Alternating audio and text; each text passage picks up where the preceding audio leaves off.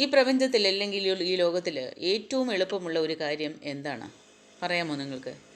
അതെന്താണെന്ന് ചോദിച്ചാൽ അത് മറ്റൊരാളെ വിരൽ ചൂണ്ടിക്കാണിക്കുക അല്ലെങ്കിൽ മറ്റൊരാളെ വിമർശിക്കുക എന്നതാണ്. അതാണ് എല്ലാവർക്കും ഇഷ്ടപ്പെട്ട ഒരു വിഷയം. സത്യം എന്താണെന്നറിയാൻ നമ്മൾ ശ്രമിക്കാറില്ല. ഇപ്പോൾ ഒരു നാണയം എടുത്താൽ ആ നാണയത്തിൻ്റെ ഒരു വശം മാത്രമാണ് നമ്മൾ കാണുന്നത്.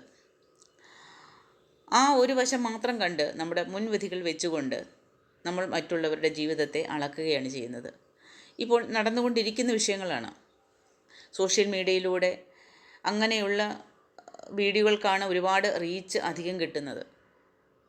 ആ റീച്ച് അധികം കിട്ടുന്നതിനനുസരിച്ച് അവരുടെ വിമർശനങ്ങളും കൂടി വരുന്നു. എന്നാൽ ഓർക്കേണ്ടത്, ഈ പ്രപഞ്ചം നിശബ്ദമായിട്ടെല്ലാം കാണുന്നുണ്ട്. ഈ പ്രപഞ്ചത്തിന് അതിൻ്റേതായ ചില അലംഘനീയമായ നിയമങ്ങളുണ്ട്. ആ നിയമങ്ങളിൽ നിന്ന് ഒളിച്ചോടുവാൻ ഇവിടെ ആർക്കും സാധ്യമല്ല. എനിക്കോ നിങ്ങൾക്കോ ആർക്കും. നമ്മൾ മറ്റൊരാൾക്ക് നേരെ ഒരു വിരൽ ചൂണ്ടുമ്പോൾ ബാക്കി 3 വിരലുകൾ നമ്മുടെ നേരെയാണ് ചൂണ്ടുന്നത്. അതെല്ലാവരും മറന്നുപോകുന്ന ഒരു വിഷയമാണ്. ആത്മീയ ഉണർവിലൂടെ അല്ലെങ്കിൽ ഒരു സ്പിരിച്വൽ അവേക്കനിങ്ങിലൂടെ ഇത് ഓരോരുത്തരിലും ആ തിരിച്ചറിവ് ഉണ്ടാകേണ്ട കാര്യമാണ്. ഇത് ആകാശത്ത് നിന്ന് പെട്ടെന്നുണ്ടാകുന്ന ഒരു അത്ഭുതമായ വിഷയമൊന്നുമല്ല ഈ സ്പിരിച്വൽ അവേക്കനിങ്. അതില്ലാത്തത് കൊണ്ടാണ് എല്ലാവരും ഇങ്ങനെ ചെയ്യുന്നത്. നമ്മുടെ ചിന്തകളിലും നമ്മുടെ വാക്കുകളിലും നമ്മുടെ പ്രവൃത്തികളിലും ഉണ്ടാകുന്ന വലിയൊരു തിരിച്ചറിവാണിത്. നമ്മൾ പുറത്തേക്ക് വിടുന്ന ഓരോ വാക്കുകളും ഓരോ ചിന്തകളും ഒരു ഊർജ്ജമാണ്. സയൻസ് പറയുന്നത് പോലെ എനർജിയെ നശിപ്പിക്കാൻ ഒന്നിനെ കൊണ്ടും പറ്റില്ല.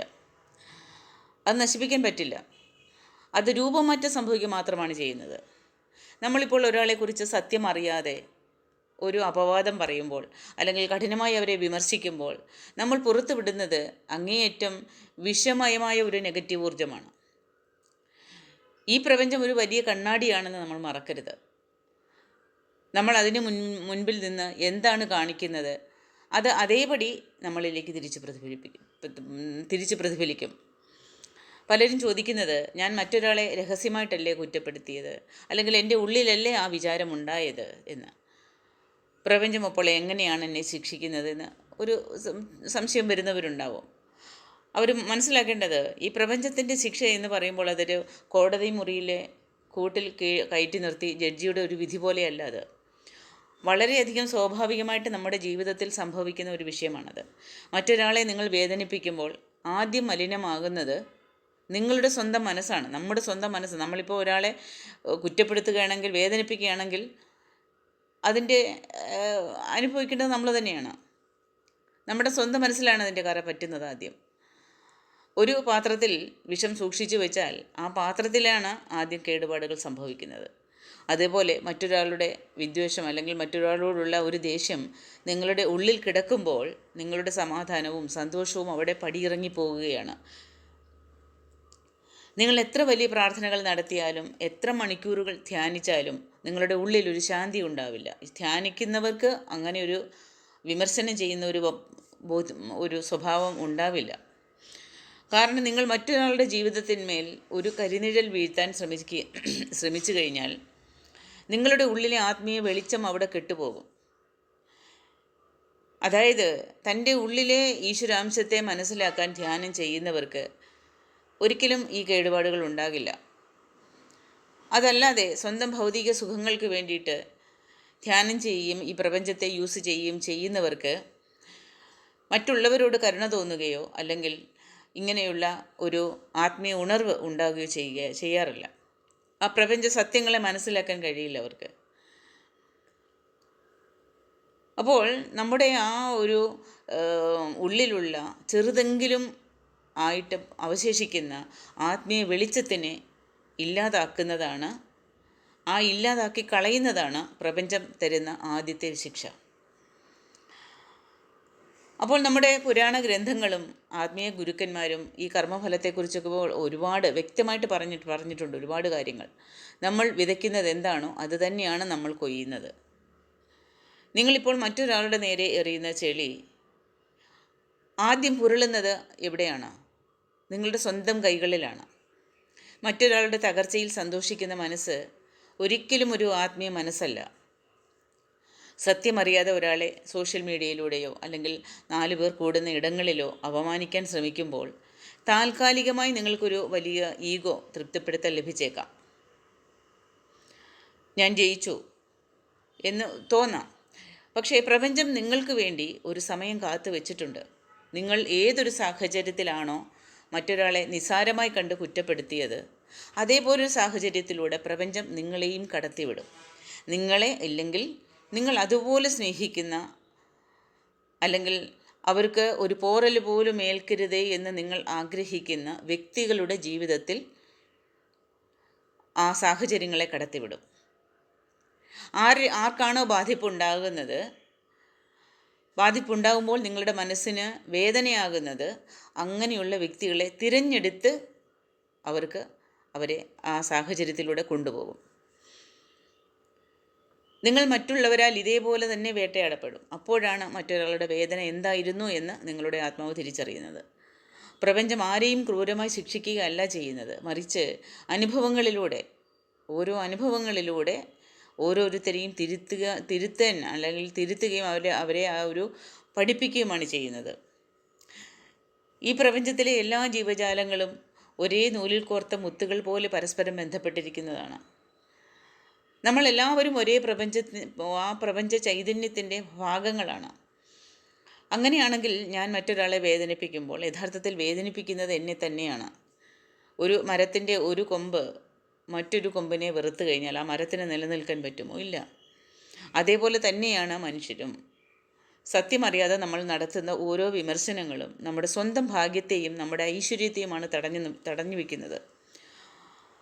ഇങ്ങനെയൊക്കെ വിമർശിക്കുന്നവരുടെ ജീവിതത്തിൽ എന്തെങ്കിലും തടസ്സങ്ങളോ മറ്റ് ഓരോ പ്രശ്നമായ ഓരോ അന്തരീക്ഷങ്ങളോ സാഹചര്യങ്ങളോ ഒക്കെ സംഭവിക്കുമ്പോൾ, അല്ലെങ്കിൽ രോഗാവസ്ഥകളോ ഒക്കെ സംഭവിക്കുമ്പോൾ അവർക്കറിയില്ല ഞാൻ ഈ ചെയ്തതിൻ്റെ ഫലമാണെന്ന് അറിയില്ല.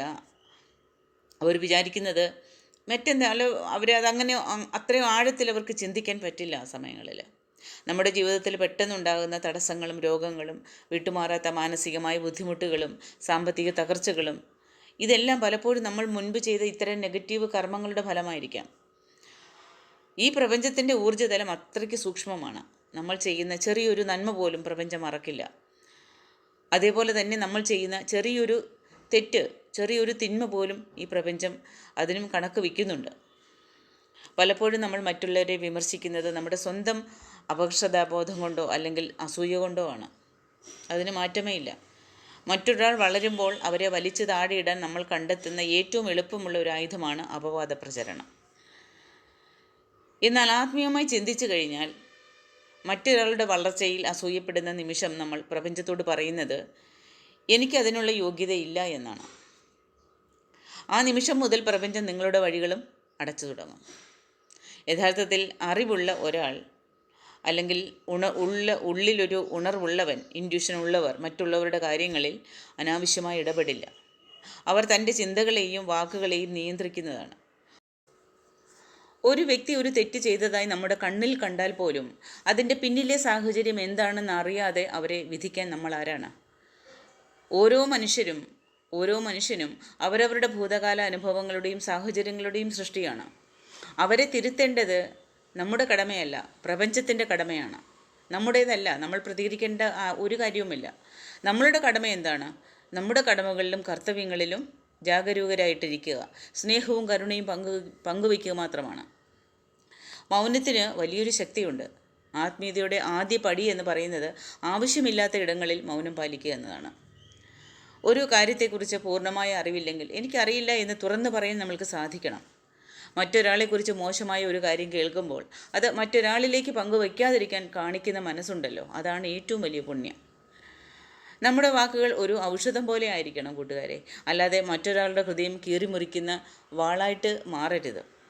നാവുകൊണ്ട് വരുത്തി വയ്ക്കുന്ന വിനകൾ തീർക്കുവാൻ ചിലപ്പോൾ ജന്മങ്ങൾ തന്നെ വേണ്ടി വന്നേക്കാം. അതുകൊണ്ട് സംസാരിക്കുന്നതിന് മുൻപ് ആലോചിക്കേണ്ടത് ഞാൻ ഈ പറയുന്ന കാര്യം സത്യമാണോ? ഇത് കേൾക്കുന്നയാൾക്ക് ഇതുകൊണ്ട് എന്തെങ്കിലും ഗുണമുണ്ടോ? ഇത് ഒരാളെ വേദനിപ്പിക്കുന്നതാണോ? ഈ 3 ചോദ്യങ്ങൾക്ക് കൃത്യമായ ഉത്തരം ലഭിച്ചതിന് ശേഷം മാത്രം നമ്മുടെ വാക്കുകൾ പുറത്തേക്ക് വിടുക. നമുക്ക് ഈ നിമിഷം മുതൽ ഒരു പുതിയ തീരുമാനം എടുക്കാം. നമ്മുടെ നാവിൽ നിന്നും പുറത്തു വരുന്ന വാക്കുകൾ മറ്റൊരാൾക്ക് വെളിച്ചം നൽകുന്നതായിരിക്കണം. ഇരുട്ടല്ല. മറ്റൊരാളെ വിമർശിക്കുന്നതിന് മുൻപ് ആ സ്ഥാനത്ത് ഞാനായിരുന്നെങ്കിൽ, അല്ലെങ്കിൽ എനിക്ക് വേണ്ടപ്പെട്ടവരായിരുന്നെങ്കിൽ എന്ന് ചിന്തിക്കാൻ നമ്മൾക്ക് സാധിക്കണം. അതിനെയാണ് എമ്പതി എന്ന് പറയുന്നത്.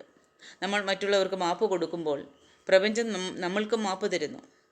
നമ്മൾ മറ്റുള്ളവരെ സ്നേഹിക്കുമ്പോൾ പ്രപഞ്ചം നമ്മളെ ഇരട്ടിയായി സ്നേഹിക്കുന്നു.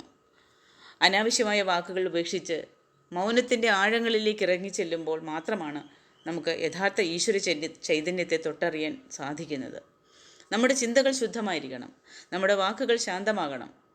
എല്ലാവർക്കും പ്രപഞ്ചത്തിൻ്റെ വലിയൊരു അനുഗ്രഹവും യാഥാർത്ഥ്യത്തിലേക്കുള്ള ആത്മീയ ഉണർവും ഉണ്ടാകട്ടെ.